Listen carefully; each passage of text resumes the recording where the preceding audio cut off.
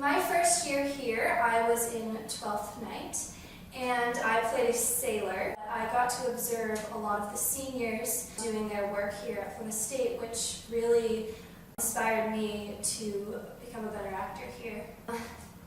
Kevin Gardner was my first director here, and he was a lot of fun. He was very interactive, rolling around on the stage.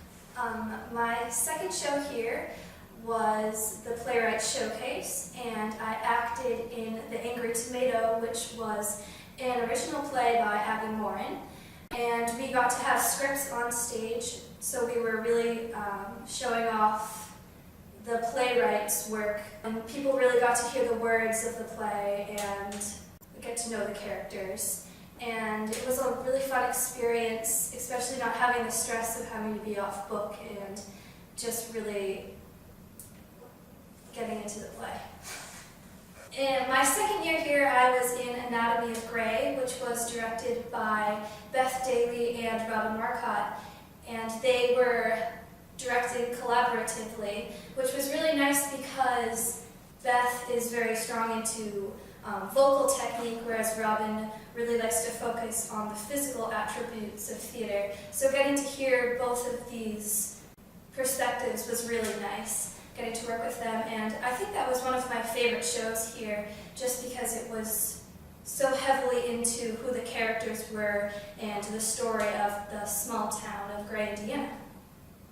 My junior year here, I was in Tartuffe, which was directed by John Briggs. He was a guest director, and he was a lot of fun to work with. But Tartuffe was really fun. It was big, it was colorful, and playing Marianne was a really fun part because it was over-dramatic and big, and it was just a lot of fun.